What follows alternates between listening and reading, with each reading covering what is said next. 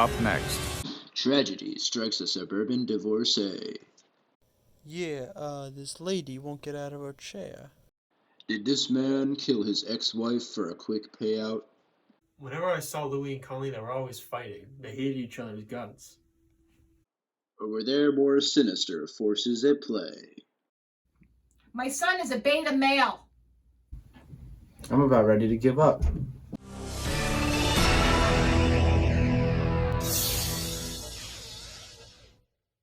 The town of Scotch Plains, New Jersey. Many choose to live there to complain about high taxes and claim to live in central Jersey. For housewife Colleen Fraser, it was the place where she and her husband Louis Cosby settled down to live out their lives. They were married for 6 years until Colleen broke both of her arms and suffered a mild concussion after falling down the stairs. My girl wasn't that clumsy. That schmuck Lewis probably pushed him down the stairs. I never liked that guy from the start anyway. While in the hospital, doctors prescribed Colleen diamorphine.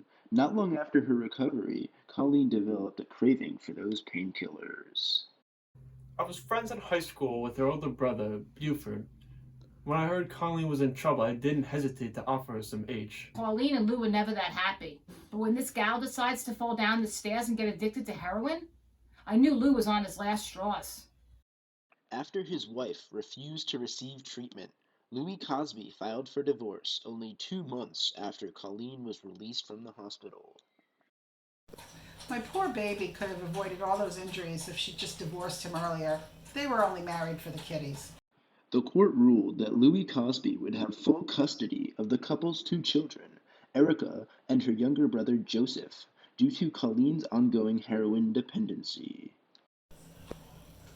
That terrible, terrible Louis guy got the kids and killed her anyway. And what for? My poor baby.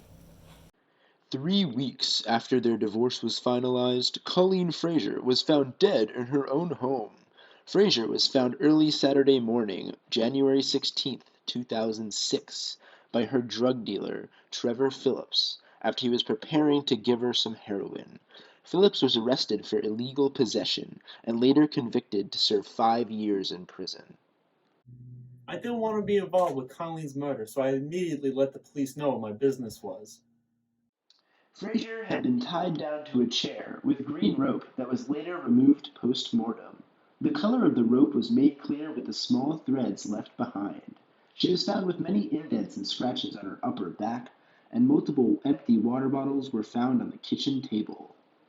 We found a surplus of blood sitting in her throat, but it wasn't as thick as blood should be. A presumptive Kastle-Meyer blood test revealed that the blood was in fact water, dyed red. But why would someone go to such lengths to mimic the appearance of blood? That caused us to raise our eyebrows again. After looking around the scene, investigators also found a clear footprint in the mud outside of the front door of Colleen's house.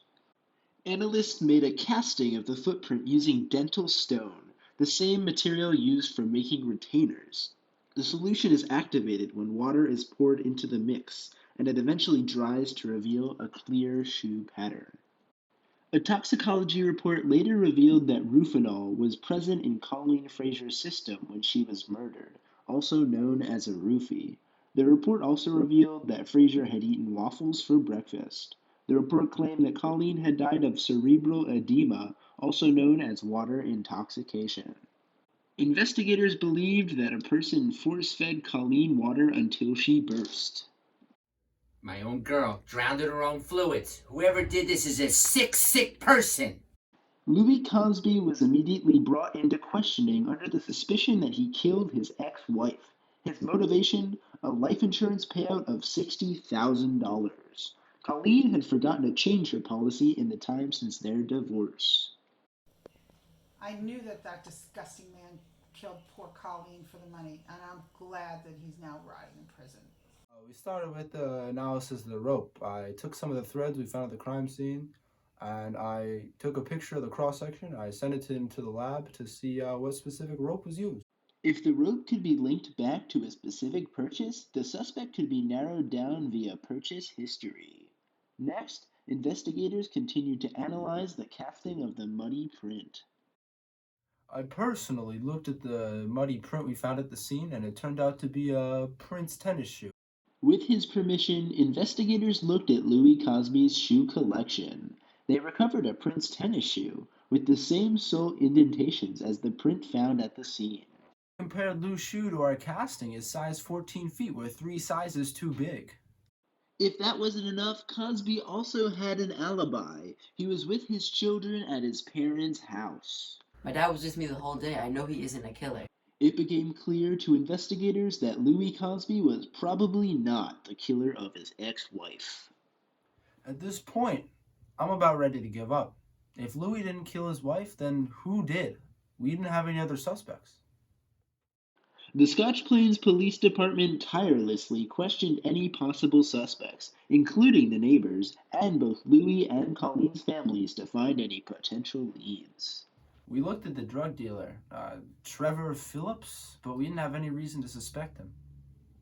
When asked if he sold roofies, Trevor Phillips would not reveal any information to the authorities. I had to keep the patient-doctor confidentialism.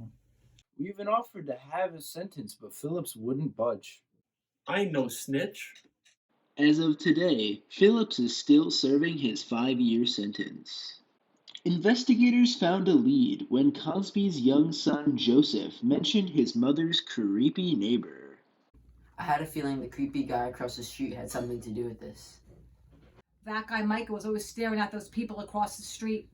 Lou told me he was always hitting on Colleen. Made her really uncomfortable. When Joseph was visiting his mother's house, he took some video proof of his creepy neighbor, which he later showed to authorities. After authorities were stumped, they decided to question Michael Kurlander as a last resort. The neighbor was suspicious when his alibi was that he was at a nightly Yankees game. However, the baseball season was yet to start for another 2 months. That caused us to raise our eyebrows again. That's it. We got him. The sussy alibi was not enough to convict Kurlander. Police obtained a warrant to investigate Kurlander's home. Upon searching, they found the Kurlander wearing Prince tennis shoes, the same approximate size as the print from their casting. That's it. We got him. But the shoes were not enough to convict Kurlander of murdering his neighbor, and the suspect would not confess to the crime. That was until investigators found one last piece of evidence. But we finally got enough evidence to nail this creep. After analyzing the cross-sections of the threads found at the scene, I found an exact match in the database that manufactures a thin green rope.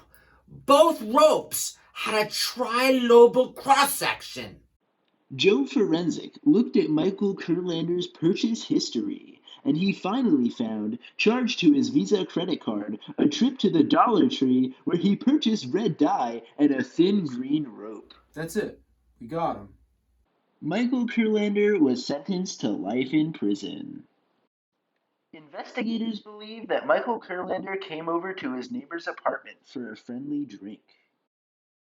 Colleen was still very uncomfortable around her neighbor, but she may have let him in because she pitied him. While enjoying their ice water, investigators believe that Kurlander used this time to slip his neighbor a roofie. Colleen, now defenseless under the effect of the drug, immediately fell asleep. Kurlander took advantage of his victim's vulnerability and tied her up. He continued to force-feed her multiple bottles of water until she burst and drowned in her own fluids.